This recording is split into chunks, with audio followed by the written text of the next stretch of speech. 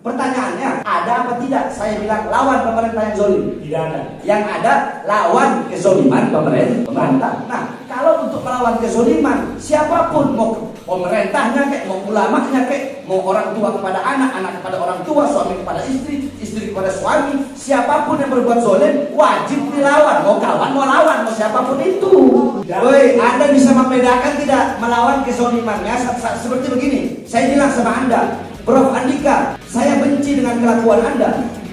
Bukan tentu saya benci kepada Anda, tapi kelakuan Anda yang saya benci, perbuatan Anda yang saya benci. Bukan saya benci kepada pribadi Anda. Saya tidak menyuruh melawan pemerintah. Yang saya lawan kezoliman pemerintah. Jangankan pemerintah, bapak ibu saya aja kalau buat zolim saya lawan.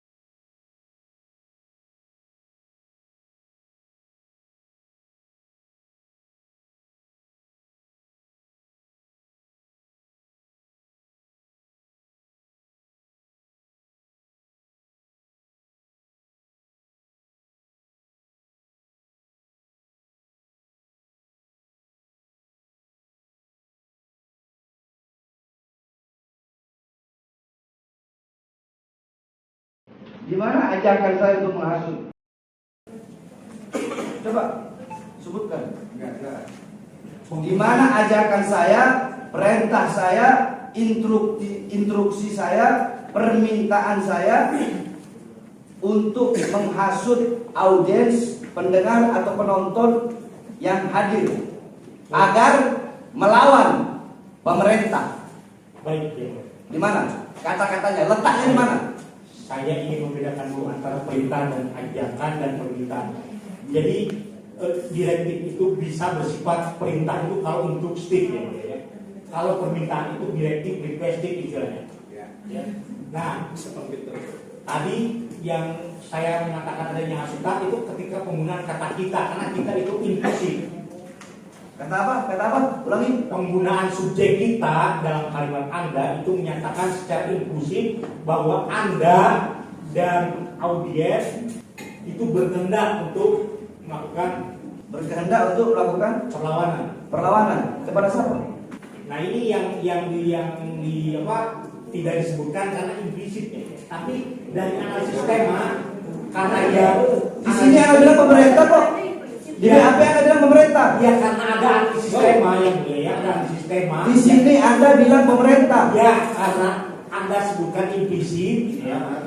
Karena ada analisis tema yang saya lakukan ya mulia, bahwa yang dilakukan adalah penembakan gitu ya.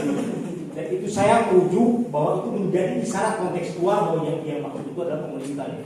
Yang saya lawan, ingat saudara saksi ya, perhatikan betul-betul kata-kata saya. Ya. Yang Anda kan ahli bahasa, anak kecil juga, anak PAUD juga tahu, sebagaimana tadi Anda bilang. Yang kita lawan kezolimannya, haram menjatuhkan pemerintah yang sah. Itu kata-kata saya. Anda harus ingat. Dia kejolimannya ya mulia ya. Yang di sana itu kejoliman pemerintah ya. Kejoliman pemerintah itu. Iya. Nah, iya. Menurut Anda kezoliman pemerintah, saya tidak bilang lawan pemerintah yang zolim. Apakah ada kata-kata seperti itu di sini? Beda. Lawan pemerintah yang zolim dan lawan kezoliman pemerintah. Beda. Pertanyaannya, ada apa tidak saya bilang lawan pemerintah yang zolim? Tidak ada. Tidak ada. Yang ada lawan kezoliman pemerintah. Nah, kalau untuk melawan kezoliman, siapapun, mau pemerintahnya kek, mau ulamanya kek, mau orang tua kepada anak, anak kepada orang tua, suami kepada istri, istri kepada suami, siapapun yang berbuat zolim wajib dilawan. Mau kawan, mau lawan, mau siapapun itu.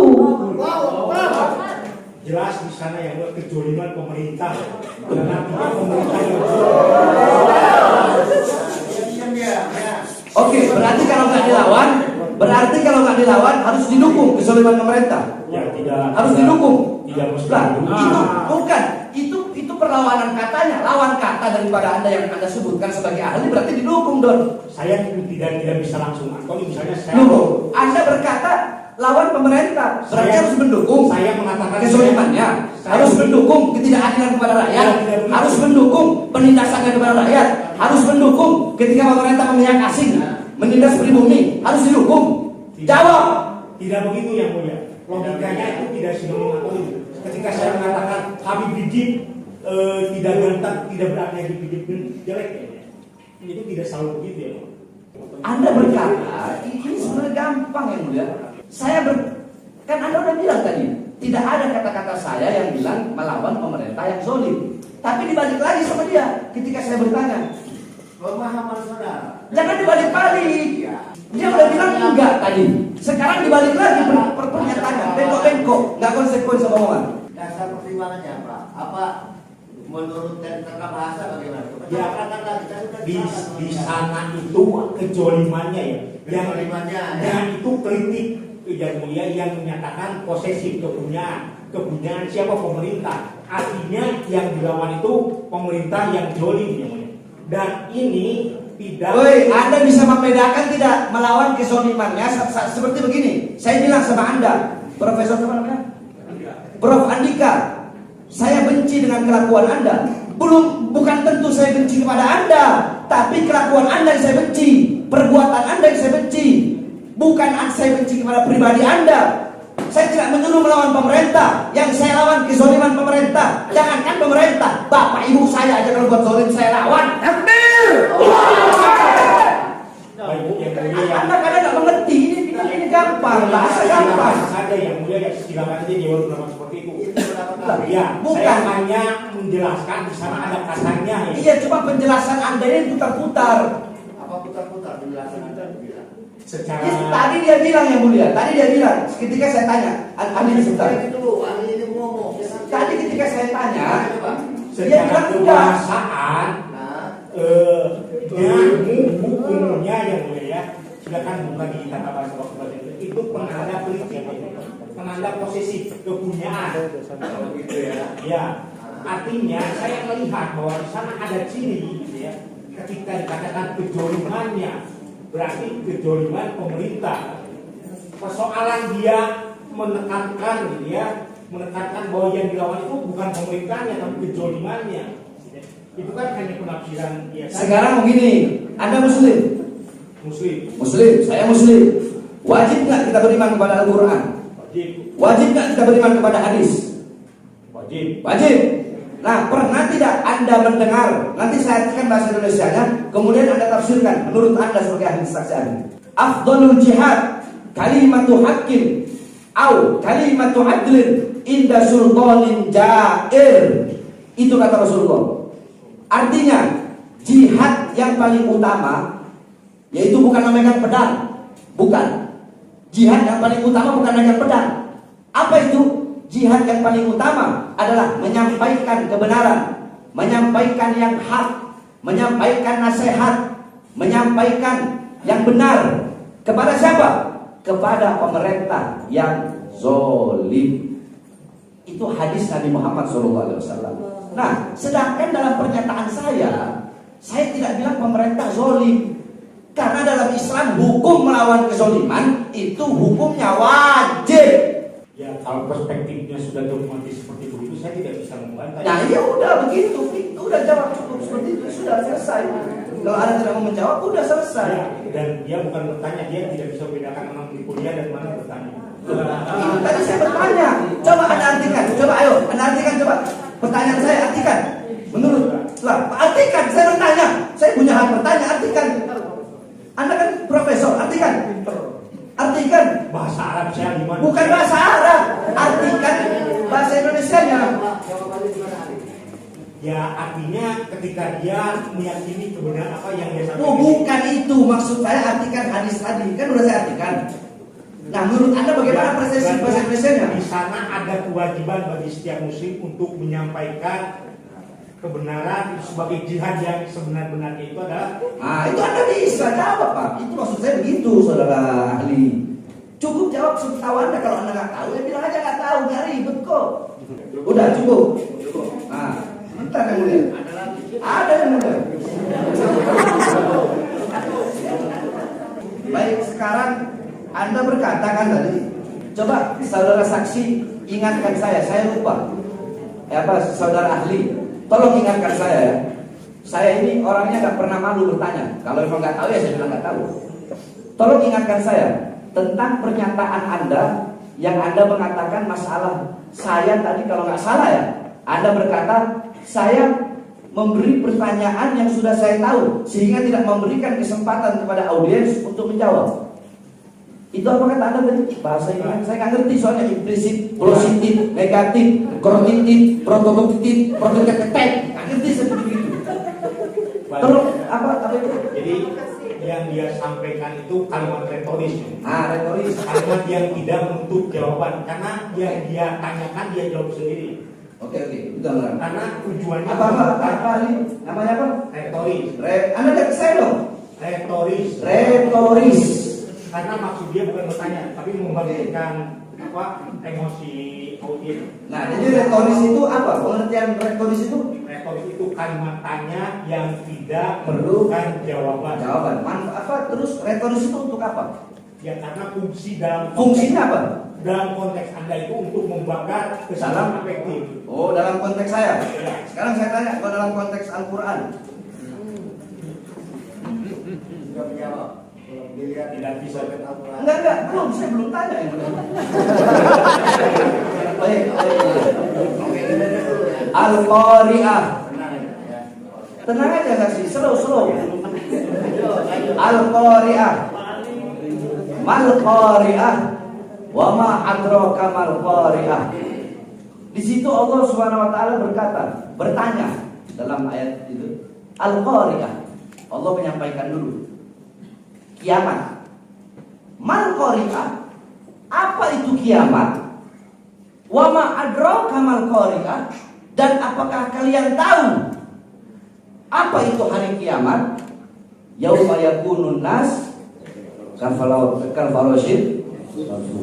Kiamat itu adalah yang dimana hari manusia Allah jadikan mereka bagaikan laron-laron yang berterbangan. Allah yang bertanya, Allah juga yang menjawabnya. Bagaimana pendapat Anda yang mulia saksi ahli? Untuk Allah itu punya hak istimewa tidak bisa. Ya, sebagai wahyu samawi yang ya Allah yang bertanya, Allah yang menjawab ya itu sebagai. Baik, sekarang hadis Nabi Muhammad SAW. Sekarang hadis. Alam tara ila barkin kaifa yamurru wa yarji fi tarfati ain. Apakah kalian tidak melihat? Itu kan pertanyaan bukan? Apakah kalian tidak melihat?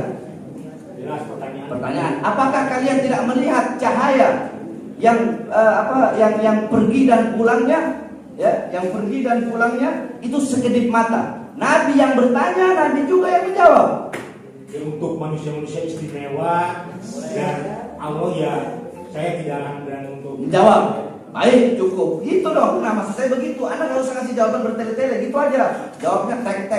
Saya ngasih pertanyaan gampang, Anda jawab udah gampang. Begitu lebih enak kan, kita cepat jadinya. Makanya tadi saya sempat ngomong ke pengacara-pengacara, kalau tanya itu tanya intinya aja, jangan tanya ribet di sana kemari.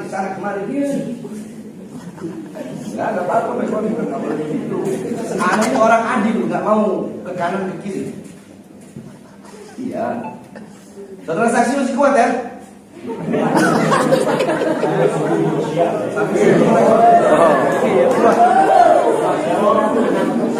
Anak tentara.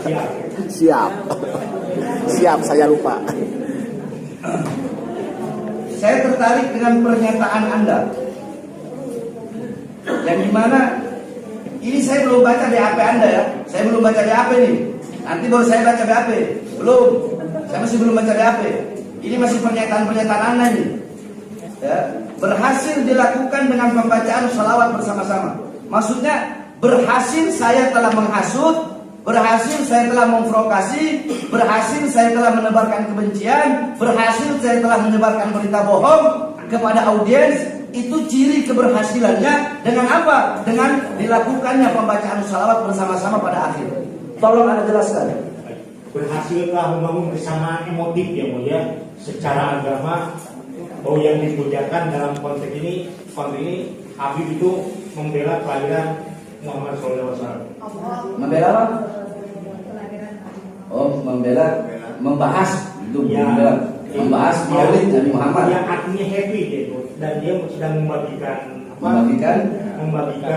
perasaan afektifnya karena ada turunan Rasul yang dia disakiti. Orang sholawat aja itu nggak harus Habib. Mau orang biasa juga tidak harus sholawat. Anda sholat pada sholawat. Anda sholat pada sholawat. Nggak sah kalau nggak sholawat. Allahumma sholli ala sayyidina Muhammad wa ala sayyidina Muhammad kama sholaita ala sayyidina Ibrahim wa ala sayyidina Ibrahim. Di sini maksud Anda apa? Berhasilnya apa? Membangun emosi apa? Membangun kesamaan afektif. Apa yang dirasakan oleh Habib dengan audiennya. Oh, jadi ciri menyalurkan emosi saya kepada audiens itu dengan bersolawat tadi. Dalam konteks memperingati kelahiran Nabi Muhammad, saya harus membuatkan tema itu. Oh, berarti cirinya dari situ. Ya, Dengan bersolawat. ya, Dengan bersolawat kepada Nabi Muhammad. ya. Oh, berarti ketika saya ingin menyalurkan emosi saya kepada Anda, itu dengan sholawat. Kesamaan emosi. Iya, kesamaan emosi. Kan dalam konteks merayakan Maulid Nabi, ya, dia berbicara. Saudara saksi ahli, sholawat itu tidak harus ada di Maulid Nabi. Tapi yang namanya Maulid Nabi itu pasti sholawat. Bersolawat nggak harus di Maulid Nabi. Tapi kalau peringatan Maulid Nabi, ya pasti bersolawat. Anda paham gak? Sudah dalam konteks itu dia semakin itu. Ya udah, jawabannya tetap itu. Ya, Tetap itu. Ya. Berarti di sini Anda menuding sholawat itu adalah sebagai suatu perkara yang dimana bisa menyalurkan emosi seorang penceramah kepada audiensnya. Iya dong. Jawab. saya tidak menuduh itu, saya berpendapat. Iya, pendapat Anda tadi itu kan? Anda jawab. Ya, pendapat saya begitu. Oh, pendapat dia bahwasanya sholawat adalah suatu perkara yang dimana perkara itu bisa menyalurkan emosi sang penceramah kepada audiensnya. Nah terus sekarang kalau penceramahnya kiai-kiai bangsat, kiai-kiai bejat yang niatnya tujuannya bukan menghidupkan Islam, cari hidup dalam Islam, cari hidup dalam agama, cari hidup dalam dakwah, terus kera-kera bersorban yang kalau ceramah pasang tarif, dia ceramah, dia sholawat, berarti dia menyalurkan emosinya juga. Jawab. Tidak di luar kemampuan saya.